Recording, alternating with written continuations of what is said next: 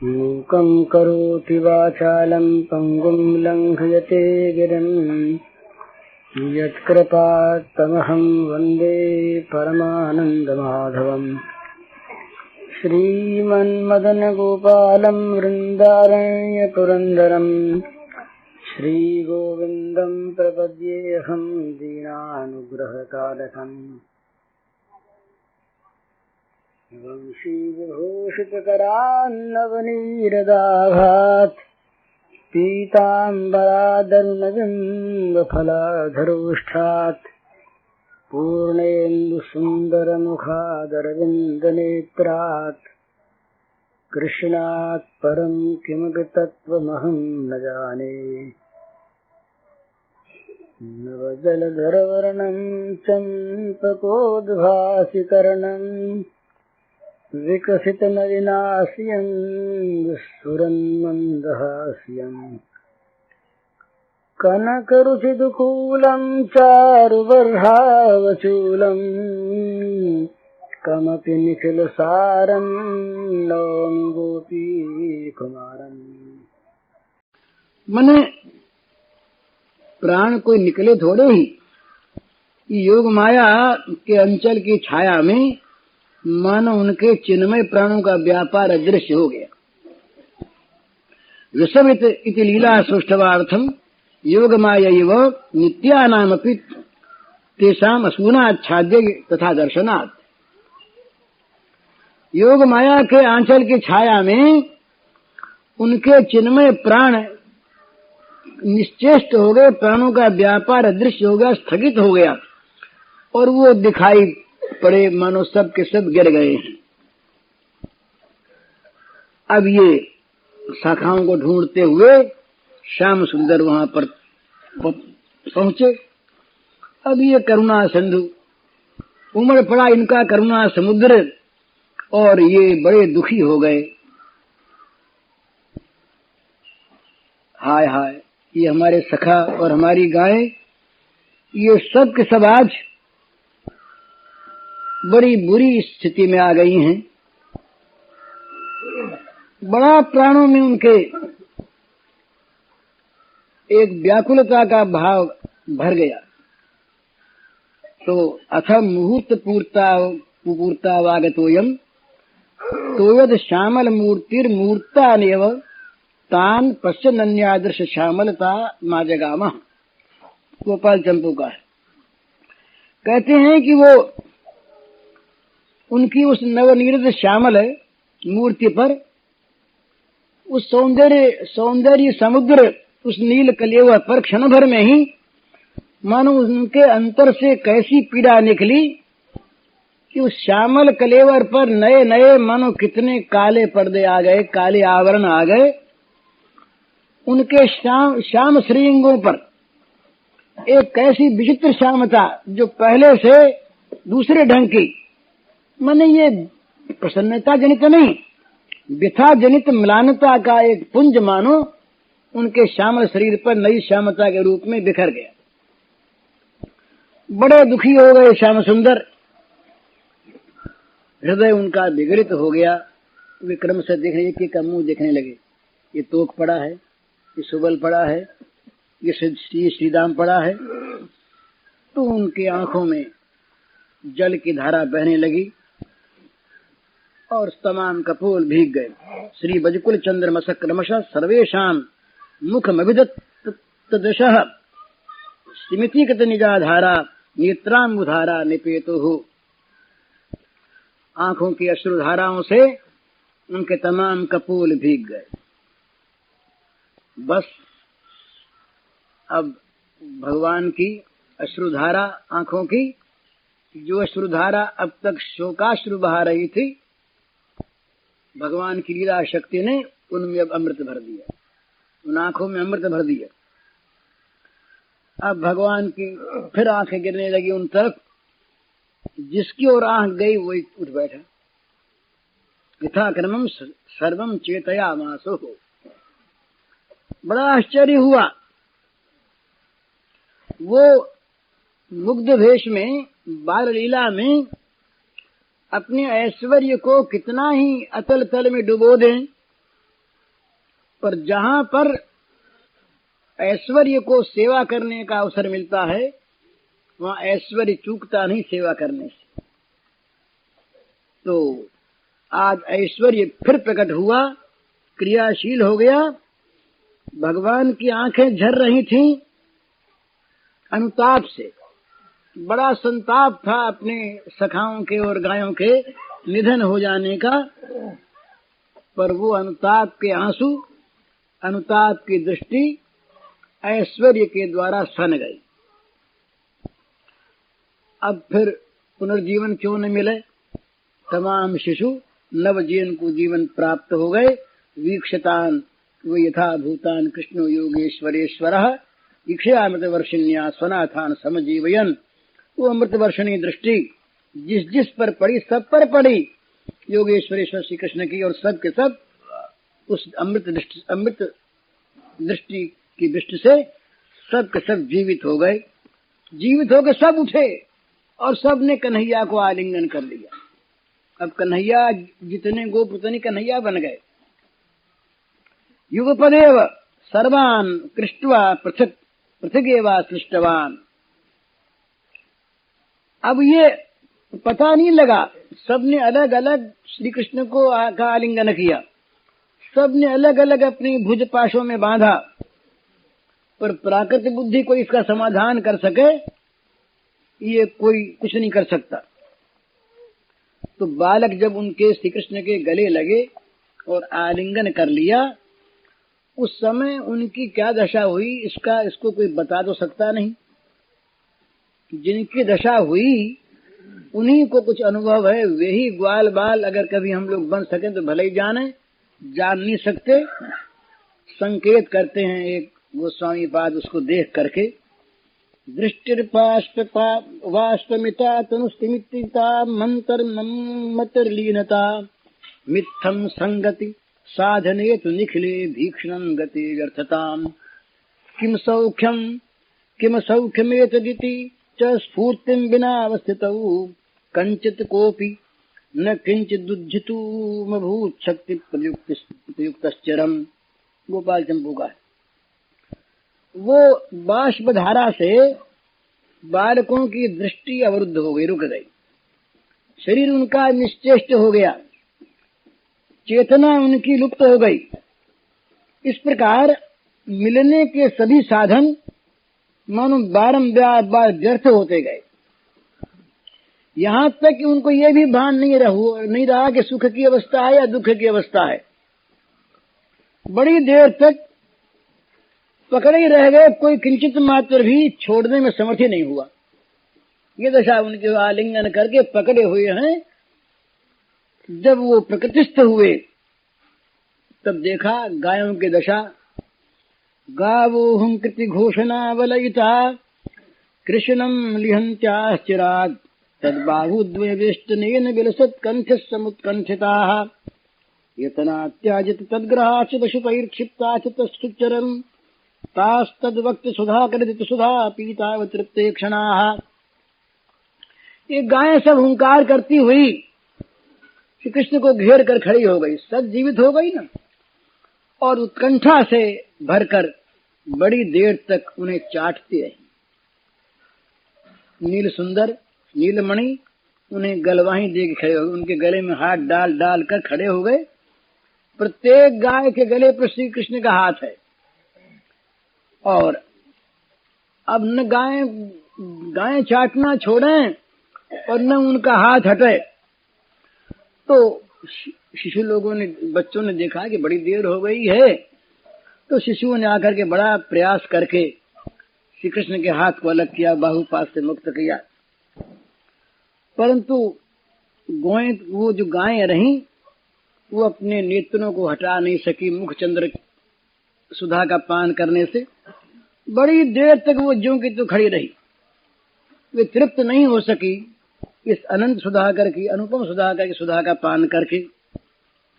बालकों के नेत्र तो आश्चर्य में डूब गए, बड़े विस्मित होकर के एक दूसरे को देखने लगे कि भाई क्या हो गया, हम तो मर गए थे और ये जिंदा कैसे हो गए, जी कैसे आए। तो अन्नमंसत तद्राजन गोविंदानुग्रह क्षतम पीत्वा विषम तत्पर्यतस्य पुनरुत्थानमात्मन सखन ये मन आनि मरे जिये ही काल हम कृष्ण अनुग्रह जानि मन हरखे अति प्रेम भर। बोले श्याम सुंदर ने जला दिया। अब सब लोग कन्हैया की जय बोलने लगे, कन्हैया भैया की जय, कन्हैया दाऊ भैया की जय। नीलमणि हंसने लगे, पर उनको तो दूसरा काम करना। उनकी आंखें लगी है काली हृदय की ओर, वो कुछ और सोच रहे हैं। बच्चे तो सब आनंद में, बच्चों को अब 20 की बात फिर भूल गई। अरे अभी अभी मर गए थे सब के सब, और उसी हृदय के तट पर खड़े हुए हैं, न मालूम फिर कुछ हो जाए। पर बच्चों कुछ नहीं, बच्चे तो व्यस्त हैं अपने कन्हैया को देख देख कर नाचने कूदने में। बोले ये कन्हैया देखो ना, हम लोगों को जिवाए दिया, प्राण बिन हम सब भय थे तुम्हें दियो जिवाए, सूर्य के प्रभु तुम जहां तो हमें लिए थे बचाए।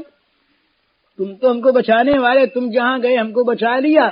वे सब जय जयकार बोलने में लगे। इधर ये दूसरी चीज इनके मन में और आई, ये अपना देखने लगे। ये 15वां अध्याय समाप्त हो गया। अब आगे सुखदेव जी कहते हैं, बिलोक दूषिताम कृष्णाम कृष्ण कृष्णाहिना विभु तस्या विशुद्धि मन विच्छन सर्पम तत्तमुदवासयत्। राजोवाच कथमंतर्जयेद गाधेन न गृह्णात् भगवान् हिमम् स वै बहुयुगावासं यथा सीद्य प्रकच्छताम्। ब्रह्मन् भगवतस्तस्य भूमे सच्छिन्दवर्तिनः गोपालो उदारचेतम् कस्तृप्येता अमृतम् जुषन्। सुखदेव जी बोले कि परीक्षित, जब इन्होंने देखा कि ये तमाम जल को इसने विषपूर्ण कर दिया है, तो भगवान उसको शुद्ध करने के लिए अंदर चले गए और सांप को वहां से निकाल दिया। संक्षेप में कह दिए सुखदेव जी ने। परीक्षित ने पूछा, महाराज ये भगवान ने, कृष्ण ने ये छोटे से बच्चे रहे और विष के भरे अगाध समुद्र में कैसे इन्होंने प्रवेश किया, कैसे उसको दमन किया? और फिर ये सांप तो जलचर जीव था नहीं, इतने युगों तक वो जल में क्यों रहा, कैसे रहा? आप भगवान तो अनंत हैं, वे अपनी लीला से स्वच्छंद विहार करते हैं। वे जो लीला करते हैं, बड़ी उदार लीला यहाँ ब्रज की अमृत स्वरूप है। तो महाराज ये लीला आप मुझको विस्तार से सुनाइए। इसके सेवन करते करते कौन ऐसा जो तृप्त हो जाए, मेरी तृप्ति होती नहीं। तो सुखदेव जी अब कहने लगे, तो ये भगवान की लीला शक्ति का सारा कार्य वो कहते हैं कि इस प्रकार का वो भयानक रथ था कि 1 योजन तो लंबा रहा और 1 योजन चौड़ा, और इतना उसमें विष था कि कहीं कोई पक्षी ऊपर से उड़ जाए तो उसके विष की ज्वाला से वो जल कर गिर पड़ता था। वहां पर घास की तो बात क्या है, किसी पेड़ के दर्शन नहीं होते थे, कोई पेड़ नहीं था वहां पर, तो सबके लिए अगम्य। तो वहां न तो कोई पशु आता न पक्षी आते, और देवता लोगों ने भी आना वहां छोड़ दिया। और कहीं किसी तूफान के झोंके में कोई उड़ करके वहां पत्ता आ गया तो तत्काल दूर से आग से जैसे जल जाए ऐसे जल जाता था। बड़ी भीषण वहां की भूमि हो गई थी। उस सीमा में कोई प्रवेश कर जाए, ये सामर्थ्य देवताओं में भी नहीं था। बड़ी बुरी दशा थी। तो देखा श्री कृष्ण ने कि वो जल जो है वो उबल रहा है, जैसे कोई अंदर नीचे भट्ठी में आग जली हुई हो और उस भट्ठी के ऊपर कोई बर्तन रखा हो और उसके बर्तन का पानी जैसे खौलने लगे उबल उबल करके। इसी प्रकार वहां उस विष की ज्वाला से उस हृदय का पानी तमाम वो उबल रहा था, वो आलोड़ित हो रहा था, उछल रहा था। और ऐसी भयानक दशा। तो वहां पर वो विष कण से कोई छू करके बच जाए ऐसा कोई वहां पर था ही नहीं। तो कालिंद्याम कालयस्यासिद दृढ़ कच्चित विषाग्नि नाम सत्यमान पया यस्मिन पतंतुर्पैगा खगा। गिर पड़ते सब ऊपर आकाश में उड़ करके जाने वाले पक्षी झुलस जाते। इस प्रकार की बड़ी बुरी दशा। तो जल्दी समाप्त करना है कल देर।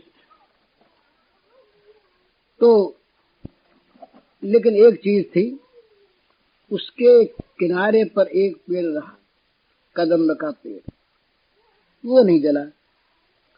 कदम्ब का पेड़ जला ही नहीं, उसके पत्ते सब हरे हरे और उसके फल लगे हुए। तो भगवान श्री कृष्ण ने पहले काली हृदय की ओर देखा, फिर मन में क्या विचार किया, फिर इधर दृष्टि गई उनकी कदम की ओर। उसके सैकड़ों सुंदर सुंदर हरी भरी शाखाएं, इतना विष वहां पर उगला जा रहा, लेकिन कहीं विष की ज्वाला से जरा सी भी मिलानता उस पेड़ पर नहीं आई और बड़ा सुंदर उससे सुगंध फैल रहा। और वो सब ऋतुओं में समान रूप से वो हरा भरा रहता, 12 मास उसमें फूल खिले रहते, कुसुमित रहता। तो कहते हैं भाई ऐसी ये चीज क्यों हुई? तो सुंदर चीज महात्माओं ने देखी, उन्होंने बताया कि भाई ये बड़भागी जो कदम्ब तरुराज है, ये श्री कृष्ण के चरण सरोज के स्पर्श की परम पुनीत प्रतीक्षा में खड़ा है। तो भगवान के मिलने की बात तो अलग रही, भगवान के चरण स्पर्श की किसी के मन में प्रतीक्षा भी हो जाए तो उसे जगत का विष जला नहीं सकता। भाविना श्री कृष्ण चरण स्पर्श भाग्येन स एक तीरे न शुष्का। यह है श्री कृष्ण के चरण स्पर्श की महान महिमा। जिनको ये स्पर्श प्राप्त हो चुका, उसकी तो उसके सौभाग्य का तो कोई वर्णन कर ही नहीं सकता।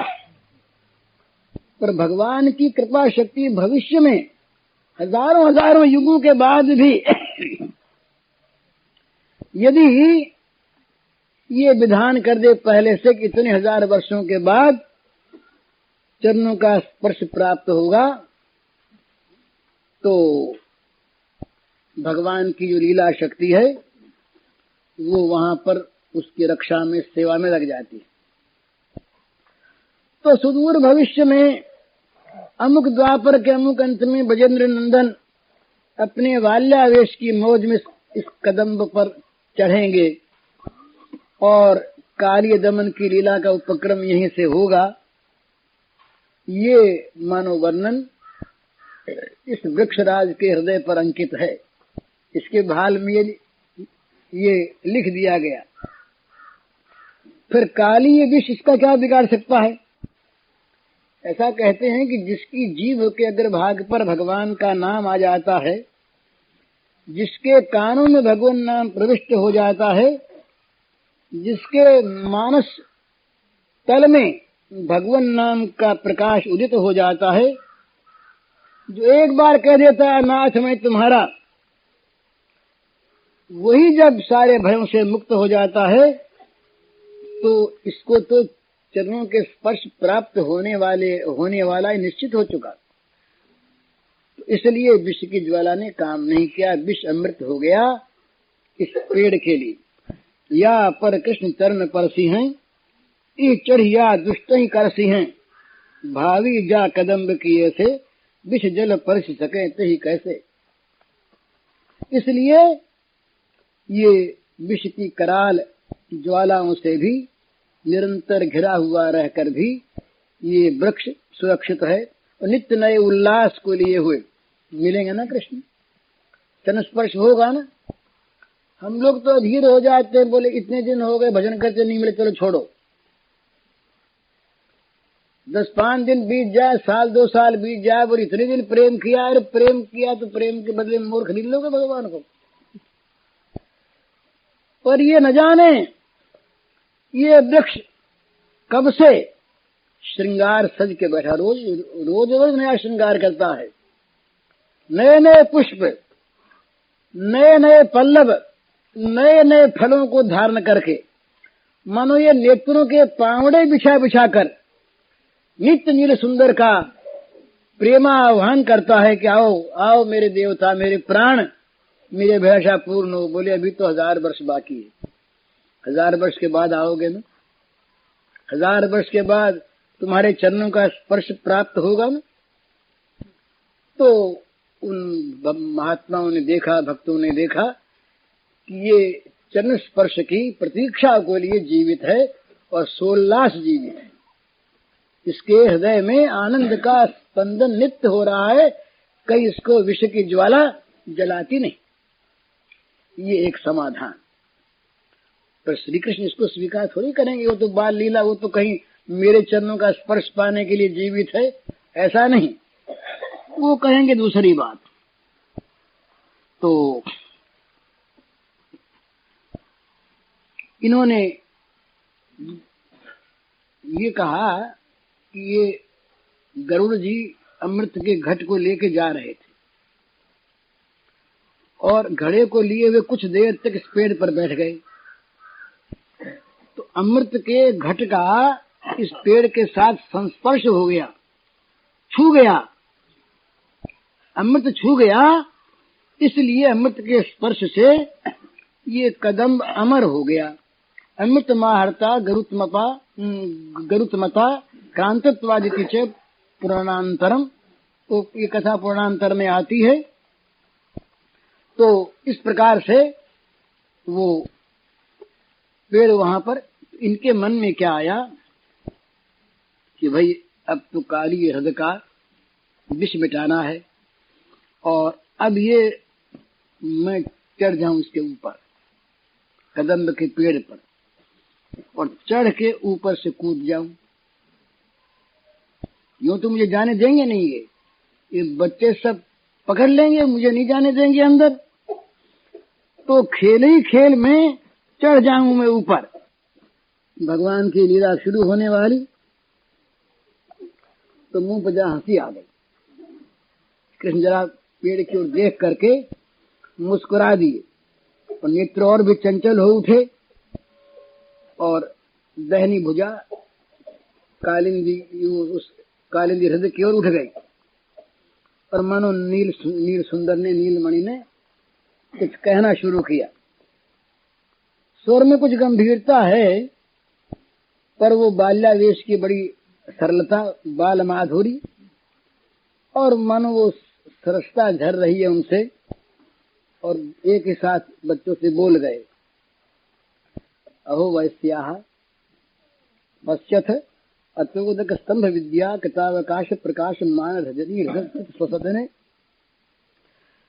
कालियाख मंद दंड शूकस्तिष्ठति तेन च दुष्टनिष्ठूतया सर्व एवाखर विषज्वालया ज्वलितः दिग्देशा दृश्यन्ते उपर्युत्पतिताः पतत्रिणाश्चात्र पतिता इत्यात्मनित्राभ्याम प्रतीयताम् येभ्यस्तु प्राणा जगत प्राणाशन भयतः सद्देव विप्रतिपद्येव स्वयमुत्पतन्तः कदापि न निवर्तन्तः सोऽयं पुनर्गरुत्मत् कृतामृत शेक एव कालकुटज्वालयापि कृतालम्बः कदम्बः सुललित दलादितया लालसीति तस्माद् अस्योपरि कोटे विधरे स्फुटं तदनवद्य ममृतमद्यात् विद्यत् इति प्रसय्या हमारुह्य पश्यामि भवन्तस्तु गाः किंचित दूर चरतया चार्यंत चरण। अरे बोले भैया और सुनो, मीठे स्वर से बोले देखो तो सही भैया, तुम्हें एक बात बताऊं, ये देखो कैसी सुंदर ये यमुना जी बह रही है, देखो चम चम चम चम इसका जल चमक रहा है, पर इसमें यहाँ एक हृद है, कुंड है एक, और उसमें एक बहुत बड़ा सांप रहता है भैया, और सांप है बड़ा दुष्ट। बाबा ने बताया था मुझको उसका नाम है काली। और वो काली केवल यहाँ रहता ही नहीं है। तुम कहो कि बह क्यों नहीं गया, तो बोले वो स्तंभन विद्या जानता है। उसने जल को थाम लिया और अंदर रहने के स्थान बना लिए, जल में उसने स्थान बना लिए, और वो बड़ी बड़ी जादू की बातें जानता है। और उसने यहाँ पर मकान बनवा लिए अपने अंदर रहने के, और उसमें मजे में रहने लगा। और भैया उसकी फुफकार में इतना विष भरा है, इतनी विष की ज्वाला फूंक मारने से उसके निकलती है कि तुम देख रहे हो ना, कि चारों तरफ की पृथ्वी झुलसी हुई है, जल गई। और तुमने भी देखा है ऊपर की ओर ये पक्षी उड़े जा रहे थे, और कैसे जल के इसके अंदर आ गिरे, तो विष की ज्वाला से ऊंचे आकाश में उड़ते पक्षियों को भी गिरा देता है। तो देखो ना भैया, पक्षियों के बेचारों के प्राण और इस सांप के भय से छोड़ करके ऐसे उड़ गए कि मन उनसे मेल ही नहीं। सब के सब पक्षी बेचारे मर ही गए, और इनके प्राण अब लौटेंगे नहीं। इशारा करते हैं कि तुम्हारे तो लौट ही आए, इनके लौटने के नहीं हैं। परंतु भैया देखो ना, ये वृक्ष जो है ना, कदम का पेड़, इस पर इसका विष नहीं जाता। ये जो का जो देखो बना हुआ है। तो भैया ये हरा भरा है, और देखो इसके पत्ते कैसे चमक रहे हैं। इसका कारण ये है कि गरुड़ जो है वो अमृत का बर्तन ले जा रहा था, उस पर छींटे गिरे, तो ये ऐसा कैसा ही। तो भैया एक बात मेरे मन में आई है, मेरे मन में आया कि वो अमृत जो है कहीं गिरा होगा, इस पर 2 4 5 बूंद, और वो कहीं इसकी खोडन में पड़ा होगा। तो मेरी इच्छा कि मैं चढ़ जाऊं कदम पर और जाकर के देखूं कि कहाँ अमृत पड़ा, छत में थोड़ा है कि नहीं, और हो तो उसको पी ले, फिर तुम भी ले लो, हम भी ले लें, अमर हो जाए। तो मैं ऊपर जाता हूँ। अब ये कहें कि ऊपर जाके कूदूंगा तब तो कौन जाने दे। बोले अमृत कोई पड़ा होगा 2 4 बूंद वहां पर, तो जरा पता लगाऊं जा करके। और तुम एक काम करो भैया, थोड़ी दूर जा करके इतनी गाय चराओ, मैं जाता हूँ। अब सखा तो सब यूं देखने लगे, वो भी सखाओं को देखने लगे। अब उनको सखाओं ने ये देखा, प्रत्येक सखा के मन में अनुभूति हुई कि मानो ये हमारे कोटि कोटि प्राण प्रीतम जो श्याम सुंदर हैं, ये आंखों से आंख मिला करके हमारी अनुमति चाह रहे हैं। अरे कन्हैया ऊपर जाके अमृत ले ले, इसमें क्या हर्ज है? कन्हैया ऊपर जाके अमृत ले ले, इसमें हर्ज क्या है? ये तो कोई बात नहीं। उनका हृदय भरी आया, फिर मन में आया रे ऊपर जाता ठीक नहीं। फिर उत्साह कुछ थोड़ा सा दबा, कुछ कहने जा रहे थे, इतने में आंखों में प्रेम के आंसू आ गए। बोले और बात तो ठीक, ऊपर जाने के बाद तो इसने कहा गाय दूर जाके चरा लो। अब ये कैसे सहन हो बताओ? ये आंखों से हट जाए और हम दूर चले जाएं, ये तो ऊपर चला देखता ही रहे हम इसको, और हम इसको देख ही न सकें। तो भाई ये तो नहीं। तो उनके हृदय का बांध मनो टूटा सा जा रहा। शिशुओं ने मुख सम्मति दी या असम्मति दी, कुछ बात नहीं, पर यहाँ सम्मति की किसको अपेक्षा थी? ये तो श्याम सुंदर ने उनकी ओर देखा और बोले भैया तुम लोग बोलते नहीं था, तुम्हारी सम्मति तो है, और क्या है, डरना नहीं तुम। माँ भेतव्यम यह धेनु संभालना नया स्थातव्य में थी हसित हसित दशन रुचि रुचराधर माँ भाष्य। कोई बात नहीं, खड़े रहो, इसी बात को लेकर है ना, खड़े रहो तुम लोग यहीं, और मैं अभी आता हूँ। और उन्होंने बस शिशु कुछ बेचारे बोल ही नहीं सके और दौड़े, कदम के पास पहुंचे और अब कमर बांध ली, वो पीताम्बर ले करके फेंटा कस लिया, और अलकावली अपनी सहेज करके किंकनी सोकटी पटे लपेटी कुटिल अलक मुकुट में समेटी, अलकों को समेट लिया और पीताम्बर की फेंट बांध ली, और भुजा ठोकी दाहिने हाथ से और अपनी जांग ठोकी, और ये भुजा ठोके, बोले अब चढ़ता हूँ ऊपर। चढ़ गए ऊपर, जैसे बंदर चढ़ता फटाफट ऊपर जा करके, बड़ा उत्साह मन में। ये तो बेचारे बालक देखते ही रह गए, और ये जा चढ़े ऊपर। खेल ही प्रभु नांध्यो कसु पट बांध्यो हरि हर बर करि कदम चढ़े, ठोकनी भुज दंडनी लीला मंडनी, अति और उमग उछाहा बढ़े। मानो वो खल निग्रह की बात, खल निग्रह की बात, इसके साथ खल निग्रह की बात, तो ऊपर जा चढ़े और ऊपर जा करके कृष्ण कदम मधुरुज ततोज तुंग मास फुट घरष्णो निपतत विशोदे, चढ़े ऊपर और जा करके भगवान ऊपर से देखा एक बार, फिर विलंब क्यों करते, ये बच्चे तो देखते ही रह गए और वो तत्काल कूद पड़े, विस्मय उस काली रथ में भगवान कूद पड़े। अब साहब विचित्र लीला, जब कूदे तो ये जहां चाहे वहां बड़े हल्के बन जाएं और जहां चाहे बड़े बड़े भारी बन जाएं। सारे अनंत अनंत विश्व जिनके रोम रोम में समा रहे, उनके भार का क्या ठिकाना है। तोलो, एक बगीचे को कोई नहीं तोल सकता।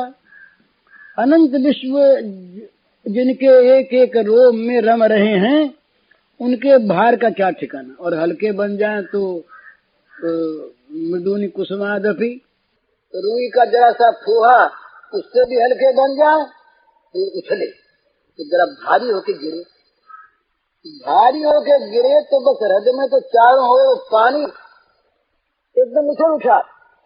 वो लिखते हैं कि दूर तर मुड्डी घसम जिगरिन तस्वीर मच्छर का यो तरसा प्रसादम बसली पाता।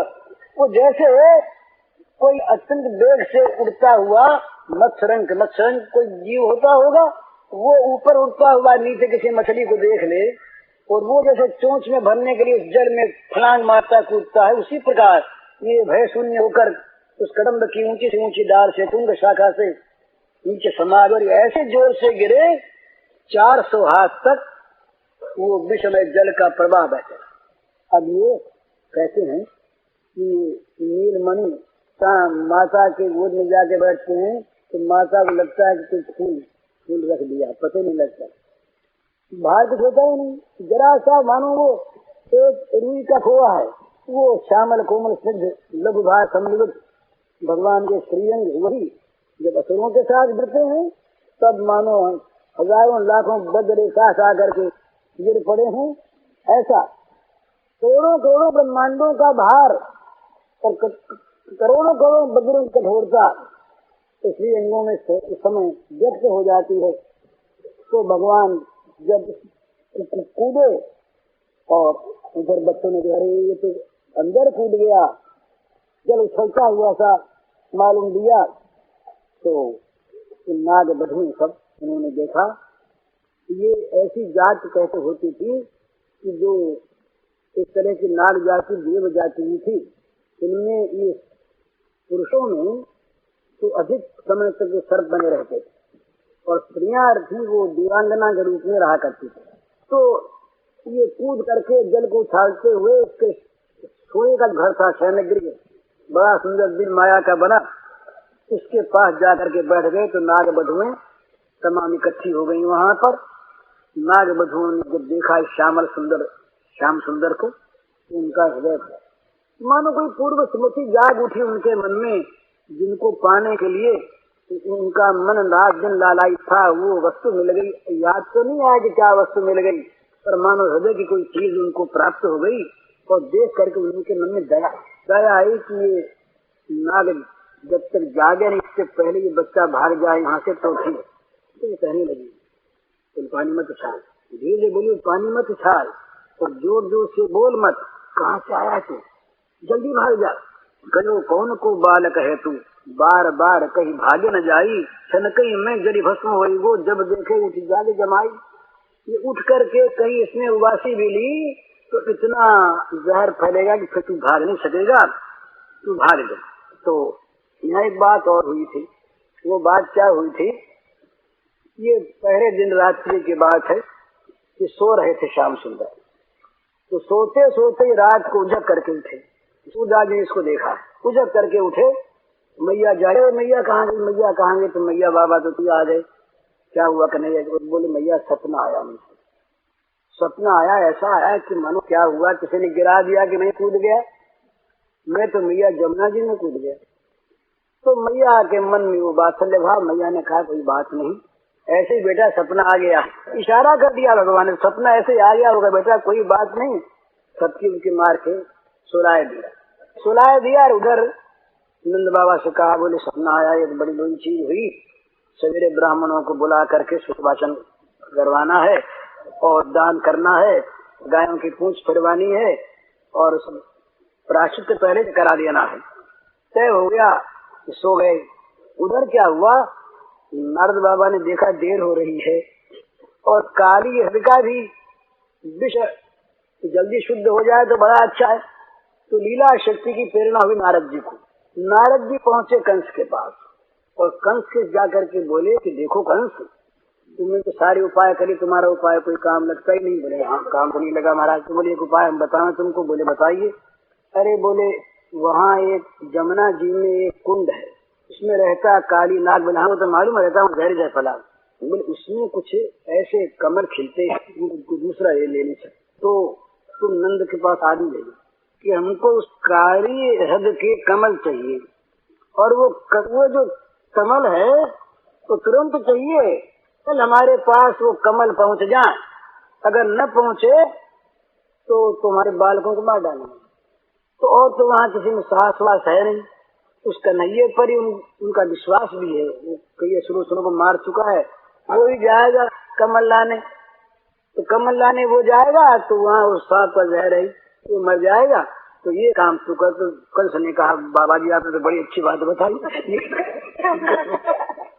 तो कंस ने बुलाया दूत को और दूत से कुछ चिट्ठी लिख के दी। दूत आया, बाबा उसमें उठे ही थे। सवेरे का समय, वो बहुत जल्दी उठ जाते, तड़के उठे और वो भूल गए इस बात को कि रात को सपना उपना क्या आया है, भूल गए। लेकिन कुछ उससे मालूम हुआ कुछ मानो प्रकृति की उदास सी हो रही। तो उनको तो एक ही शंका, कहीं कन्हैया का कुछ न हो जाए। तो मन में वेदना सी हुई, इतने में दूत आ गया।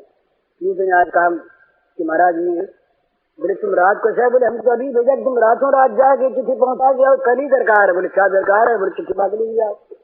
तो पुनि कंस मुझे मन कीन हो, दूत ही प्रगट कही है बानी, पत्र नंद को दीन हो। काली दह के कमल पठावहु, तुरंत देखी है पाती, जैसे काल कमल यहाँ पहुँचे तू कहियो ये भांति। ये सुनी दूत तुरंत ही धायो, तब पहुँचो ब्रज जाए, सूर नंद कर पाती दीनी, दूत कहो समझा।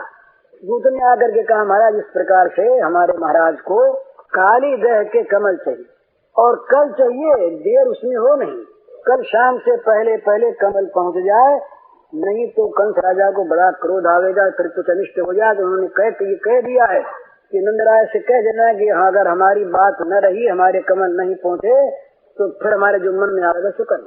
तो दूत ने समझा कर बात कह दी और वो पत्र दे दिया। पत्र को पढ़ करके और ये बस दुख के सागर में डूब गए नंद बाबा के अब क्या होगा।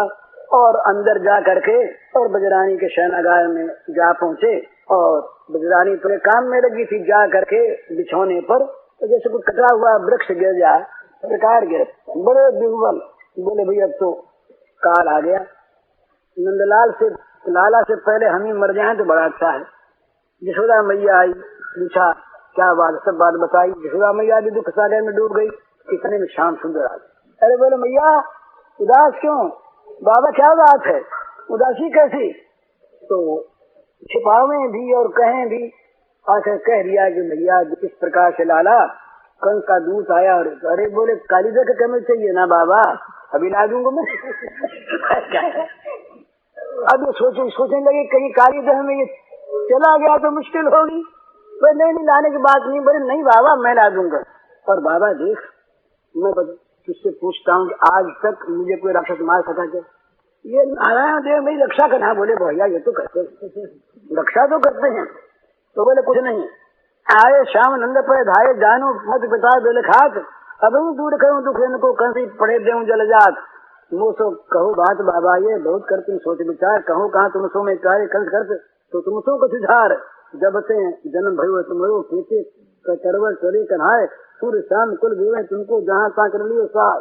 तो बोले बाबा ठीक है ना, तो तुम ही कहते ही हो कुल देवता ने प्राण रक्षा की आज तक बचाया, अब कहने बचाएगा क्या? देवता ने आज संग छोड़ दिया क्या? क्या क्या क्या तुम्हारे नारायण देव आज नहीं रहे?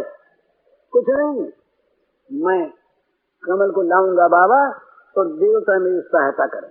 अब वो कैसी वाणी बोले, क्या उसमें जादू था कि नंद बाबा के होठों पर हंसी आ गई।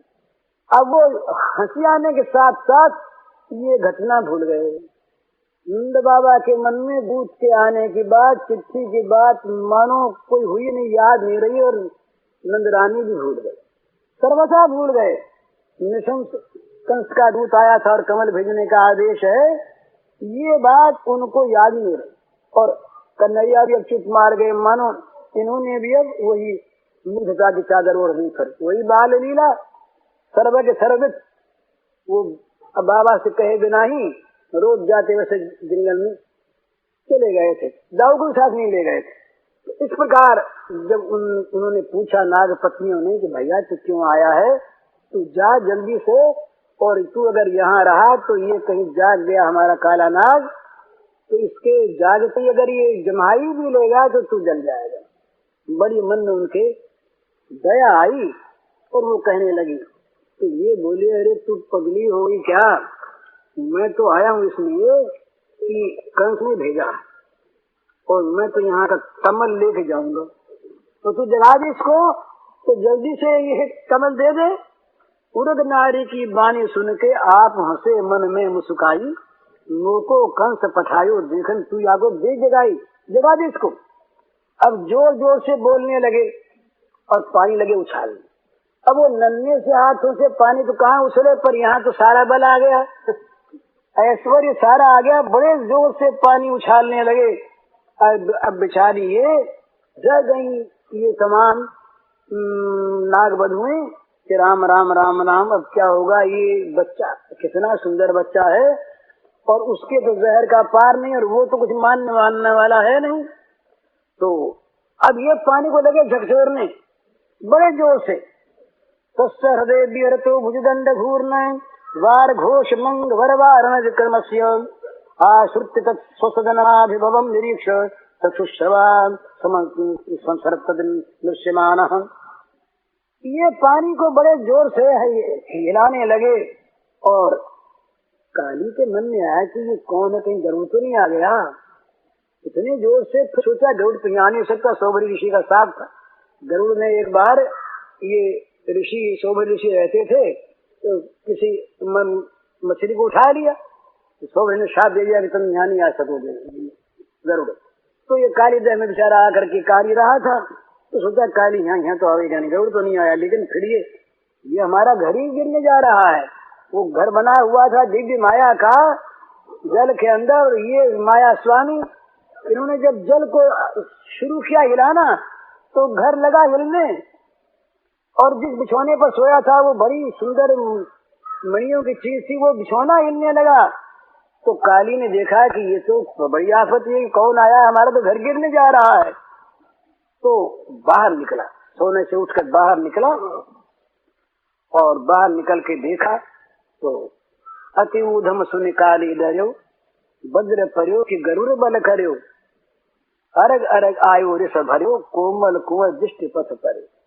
सामने आया, आ करके देखा, एक बार तो आंख लग गई, अरे ये तो बड़ा सुंदर है, और इसके तो अंग अंग से सौंदर्य का झरना झर रहा है। कैसा ये नैन सुखद सुकुमार है, आंख इधर से हटती नहीं, और कैसी सुंदर ये नवजलधर कांति भरी है इसके श्याम अंगों में। ये तो मरकत मणि सा झलमला रहा है और बड़ा चिकना मालूम होता है, बड़ा सरस है। और ये तो देखो ना, प्रत्येक यहाँ की एक एक लहर इस रद की और ये नीलिमा से प्रतिबिंबित हो गई, बड़ा और तमाम उजियाला फैल गया। ये विष की ज्वाला कहाँ गई, जला कैसे नहीं? सोच रहा है काली, ये जला कैसे नहीं? तो शायद इसके अंग से अमृत झरता हो। मनी मन विचार कर रहा, काली किसके अंग से शायद अमृत झरता हो और उसी से आनंद का प्रवाह। अरे बोले ये बड़ा सुंदर, देखो ना कैसा ये पीला पीला कपड़ा पहने हुए है और इसके वक्षस्थल पर कैसी विस्तीर्ण शोभा है। ये देखो ना, ये दहनी और ये पीला पीला श्रीवत्स का चिन्ह ये है।